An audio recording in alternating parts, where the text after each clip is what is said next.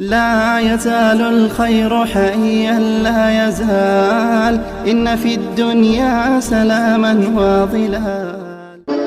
تاسو وګورئ زموږ ساینس ټیکنالوژي دنیا څومره پرمختګ وکړي کنه.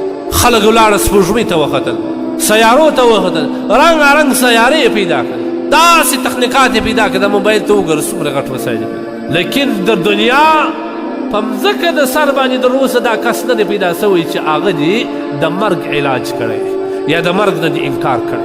ګورئ د شوګر لپاره ګولۍ تیارې سوي دي، د کینسر دپاره د هر مرض دپاره علاج شته، لیکن هغه ډاکټر چې د هر مرض دپاره علاج تیاروي ګولۍ تیاروي هغه خپله مړ سي وخت هغه خپله مړ سي. د مرګ پر ټوله دنیا کې د ټولو یقیني خبره مرګ ده چې د هېڅ چا یې در وروسته تکذیب نه کړی. ګورئ د انبیاو تکذیب سوی، د رسولانو تکذیب سوی، د قرآن خلکو ملنډې ولې دي تکذیب یې کړی چې دا د الله کتاب نه دی. واحد یو شی دی چې ټول متفق دي هغه مرګ دی. دا مرګ یقیني دی چې موږ مرګ یقیني و او دنیا موهوم وهم شی دی، کله لاسته راسي که نه د دغه مرګ دپاره تا ډېر تیاري کړې ده که د دنیا دپاره کړې؟ ته خپله سوچ و فکر وکړه. دغه مرګ خو یقیني دی، ټول مړ ایمان مې دی، نه سپین ږیری ګوري نه تور ږیری ګوري، نه ځوان نه ماشوم، نه سپین سری او نه ځوانه زنانه، هېڅوک نه ګوري. لیکن چا د مرګ دپاره ډېره تیاري کړې ده دنیا. عقلمن الکیس من دان نفسه وعمل لما بعد الموت. د ټولو دنیا عقلمن کم کس دی؟ عقلمن انجینیر دی نه، عقلمن ډاکټر دی نه، پروفیسر دی نه، څه شي دی؟ الله د الله رسول صلی الله علیه وسلم حقیقي عقلمن موږ ته راشي. در ټولو دانا عقلمن کس کم یو دی؟ من دان نفسه، خپل ځان وپېژني چې زه د اختیار نه یم، زه د خپل دنیا کې د خپل زندګي د اختیار نه یم چې د خپل طبیعت مطابق زندګي به کوم. وعمل لما بعد الموت، د مرګ نه وروسته زندګۍ دپاره یې کوشش کوه. والعاجز من اتبع هواه وتمنى على الله. عاجز نادانه بې عقل کوم یو دی؟ دنیا کې د خپلو خواهشاتو مطابق زندګي کوي چې پوښتنه وکړي ولې دا ګناه کوي؟ مړه الله مهربان دی، چېرته به مې خدای وبخښي. دا د الله د مهربانۍ صفت یې یاد دی، د الله د قهار صفت یې یاد دی که نه؟ د الله قهر که رالی بیا به څه کوي؟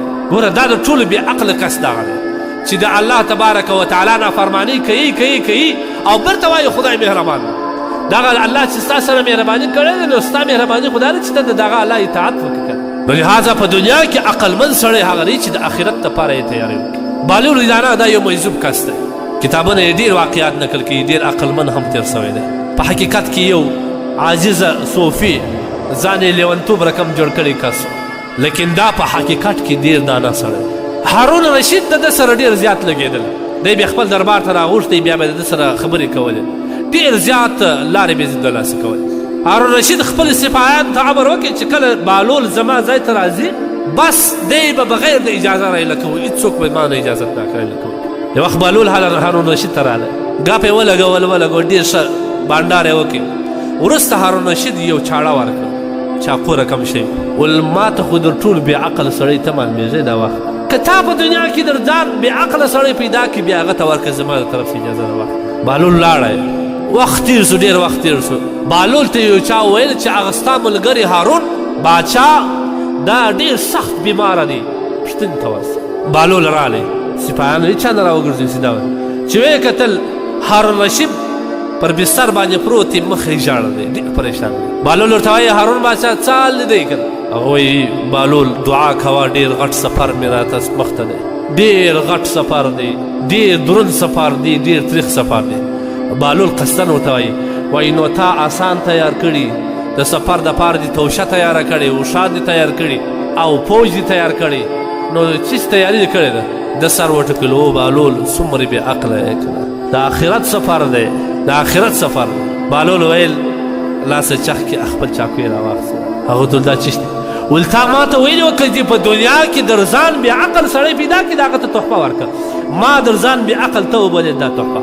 هغه ول څنګه زه بې عقله یم؟ ول ته چې به کله دنیا کې یو ځای سفر ته تلې څومره ګاټ به در سره و، څومره پوج به در سره و، څومره توشه و اوښان به در سره و، خوراکي مواد خیمې دا ټول به در سره و.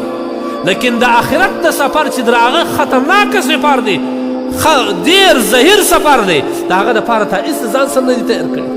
هارون رشید د سترګو اوښکې راتوی سوې، هغه شی یې قبول کړي چې واقع هم زه کوم عقله یم. دا دنیا خو موږ دومره لوړه موږ ته ولې کړه؟ هر یو دنیا دپاره سفرونه کوو، کوشش دا کو که حرام وي که حلال یې را جمع کوئ، دې ته دوکه ورکړه، دې ته درواغ ووایه، د دې نه په ظلم واخه، د دې نه په غلا واخه، د دې ته زوړ شی په نوي ورکړه، هغه ته کمزوري شی په اصل باندې ورکړه. په دغه رقم مې ځوان دې پیسې راټولوو. په دغه یو څو روپۍ باندې موږ آخرت واخلي، تباه مو کوي، برباد مو کوي، د لاس مو ورکړي. ته به په درواغو څو ګټه وکړې؟ 10 روپۍ ګټه به وکړې. ته به په درواغو باندې څو ګټه وکړې؟ 100 روپۍ ګټه به وکړې. تا خپل آخرت په 100 روپۍ د لاسه ورکړي، افسوس پر موږ. خپل آخرت دې په 100 روپۍ د لاسه ورکړي، افسوس پر موږ باندې کوي. تاسو وګورئ که چېرته د انسانانو سره د آخرت فکر پیدا شي، تاسو تاریخ وګورئ، په ټوله تاریخ کې معمونه او پر امر زندگی چې کومه د رسول الله صلی الله علیه وسلم او د هغه د خلفاو زندگی، ابوبکر صدیق، عمر فاروق رضی الله تعالی عنه، عثمان غنی، د دې خلافت د ټولو پر امر زندگی، نه غلا وه، نه ډاکه وه، نه دوکه وه، په دنیا باندې شی نه و. هر یو چې به د شپې روان سو هېڅ مشکل به نه. لیکن چې تاریخ وګورې د دې څه وجه ده؟ دا هغه خلک وه چې د خدای جل جلاله څخه بیرېدل، د آخرت خوف یې په زړه کې و. نو ځکه دا کسان چې کوم د دې په باچایي کې امن و امان